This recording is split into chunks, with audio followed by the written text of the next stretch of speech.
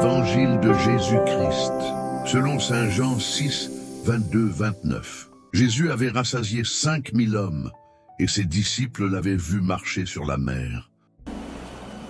Le lendemain, la foule qui était restée de l'autre côté du lac remarqua qu'il n'y avait là qu'une seule barque. Tous savaient que Jésus n'était pas parti avec ses disciples et qu'ils avaient embarqué sans lui. D'autres barques venues de Tibériade accostèrent près du lieu où la foule avait mangé le pain, après que le Seigneur ait rendu grâce à Dieu. Quand les gens virent que ni Jésus ni ses disciples n'étaient là, ils montèrent dans ces barques et allèrent à Capernaum à la recherche de Jésus.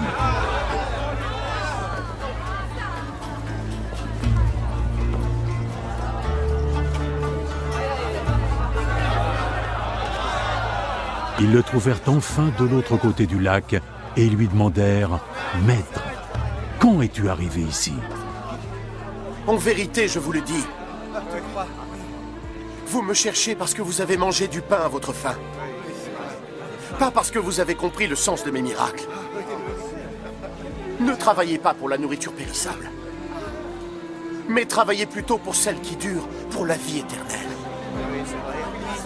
Cette nourriture, le Fils de l'homme vous la donnera parce que Dieu, le Père, a reporté sur lui toute son autorité.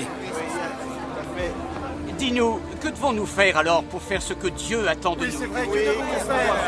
Ce que Dieu attend de vous, c'est que vous croyiez en celui qui l'a envoyé. Quel miracle va... Acclamons la parole de Dieu.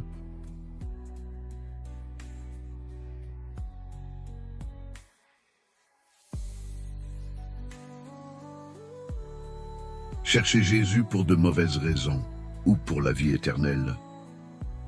Frères et sœurs bien-aimés, dans cet évangile, la foule poursuit Jésus. En apparence, cela semble très positif. Elle le cherche, elle traverse même le lac pour le retrouver. Mais Jésus révèle une vérité dérangeante.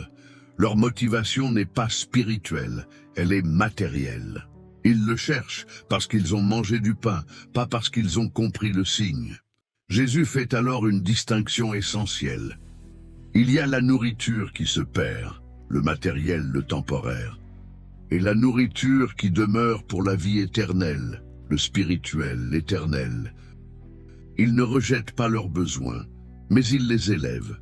Le vrai problème n'est pas de chercher Dieu, mais pourquoi on le cherche. Ensuite, la foule pose une question fondamentale. Que devons-nous faire pour faire les œuvres de Dieu? Et la réponse de Jésus est surprenante. Croire en lui, cela signifie faire confiance à Jésus, s'abandonner à lui, le reconnaître comme envoyé de Dieu.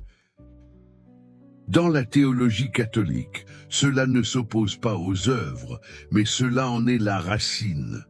La foi véritable produit des œuvres véritables. Comment le vivre au quotidien? Ce passage est très concret. Il nous invite à nous examiner honnêtement. Pourquoi est-ce que je prie? Seulement quand j'ai un problème? Ou aussi pour aimer Dieu gratuitement? 2. Quelle est ma priorité? Gagner plus, posséder plus, réussir ou grandir dans la foi, la paix intérieure et l'amour?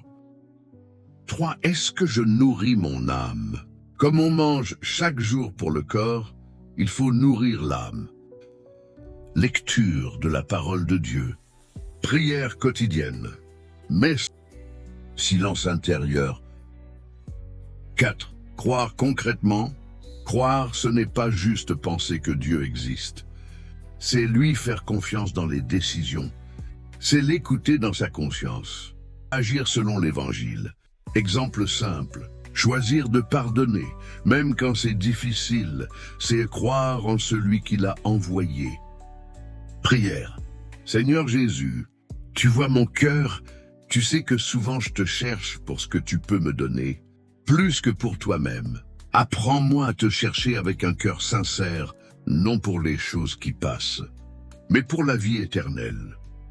Donne-moi cette foi véritable, qui croit en toi, qui te fait confiance, et qui transforme ma vie.